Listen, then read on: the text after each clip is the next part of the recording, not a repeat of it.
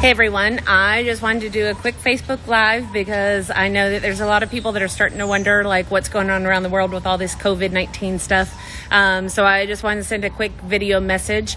And I especially wanted anybody, I'm doing it here on this Armstrong update page because I've really been thinking about how the structure of the Nazarene Church is really set up well as far as our missionaries. So I want anybody that's an NMI president, any pastor that is connected to this page, to be able to share this with your congregation, because we've definitely felt the support of the Nazarene Church in these days.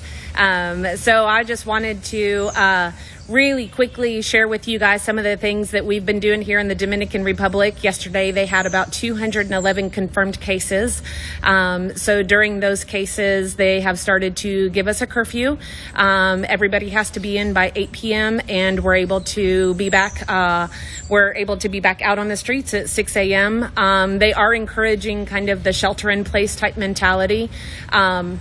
So as we move into those things, we're trying to figure things out. We're here in our house and we have plenty of food. And one thing that I wanted to share with everybody is I feel like the Church of the Nazarene is really well set up with missionaries all over the place to be able to move into action as soon as we need to move into action. I've really been thinking about just the call that our family has as global Nazarene missionaries. And one of the things that we said when we said yes to God was wherever the church needs us and wherever the church can use us, that we wanted to be a part of. We wanted to be a part of what the church needed us to be. And so we are here in the Dominican Republic. We feel confident that God is giving us everything that we need.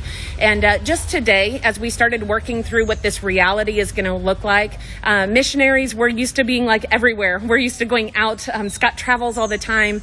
So as we've been in our houses, for the past 4 or 5 days, a lot of us, and I've been in contact with a lot of us, so I say us, not just our family, we're starting to ask God, like, what do you want us to do? How do we still be involved in your mission? Just because this stuff is going on, the mission doesn't stop. And today, I just wanted to share with you that I was involved in like 5 different video conferences, and the Church of the Nazarene is working in creative ways. We are trying to do things to continue accomplishing the mission in these days.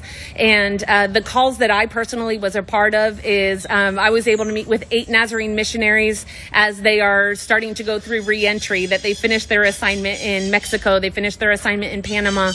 And so Scott and I were able to still coach them and train them through some of the re-entry stuff that they're going to be going through in these days.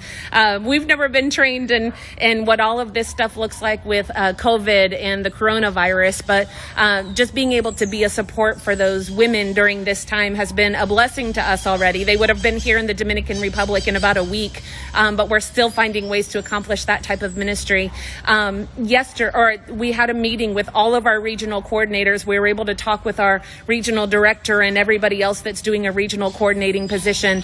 They were able to hear what's going on in the region. We were able to catch up with each other. We have another missionary that's living with us from Mexico, and she was training a missionary that is getting ready to go to Monterrey, Mexico. And just because we don't know when the deployment is going to happen, we're still working on the training and getting him going so that he's ready to go when the church is ready to send him on that plane. And all at the same time that this is happening, our kids are in online school. They are picking up classes. And the reason I wanted any NMI president or pastor to share this with their church is twofold. One thing that we were able to do almost immediately last week when we knew that we were going to start being in this self-quarantine situation is we typically run an internet of about 10 megabytes per second. And that works for us.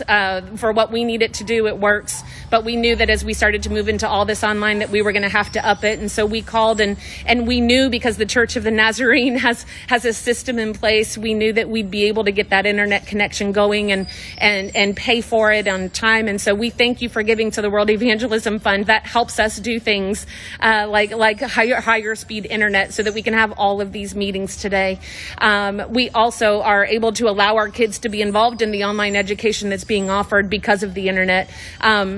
We have seen God work in so many ways. Yesterday, we're pastors of a local church. Those of you that follow us, we also are local church pastors, and we've planted a church. And we run about 50 people on a good Sunday, probably. And because we all were staying in our homes, we worked really hard to try to get a Facebook Live. And I was preaching yesterday, and Scott was doing announcements, and Sydney was running the camera, and Elijah was doing music for us on YouTube. And at the end of that service, we saw that over 300 people had connected, and over 700 people had been reached by that. And I heard from one of our other regional coordinators today that their church, that typically in Panama runs about 200 people, they had a touch of about 1,500 yesterday. So hearing things like that, the Church of the Nazarene is active. We're present. We are moving in the world. We are grateful for the way that you are encouraging us in missions. And to be honest with you, I feel like God is opening up a new day. I feel like God is asking us as the Church of the Nazarene to step into uncharted territory and to say, here I am, God, send me.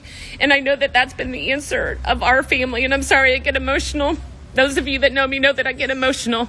But I would encourage you, Church of the Nazarene, to continue to trust God, continue to know that He is in mission with us, that He has called us to this, that He would never ask us to do something that He is not going to give us the capabilities of accomplishing.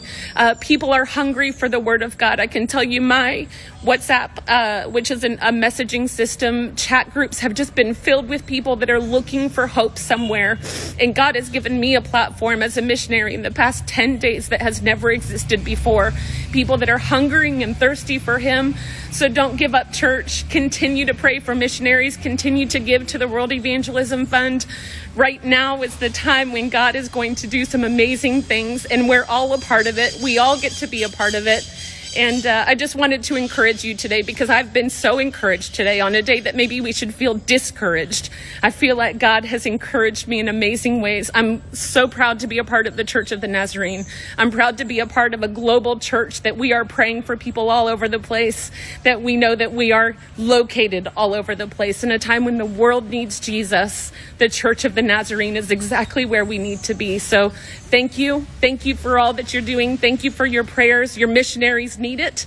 We feel it, and it's encouraging. And I want to tell you, as a missionary to the local church, thank you. Thank you for everything that you're doing. We continue to serve. We continue to know that God has a plan for us and our family, and we love knowing that you guys are a part of it with us. So thank you.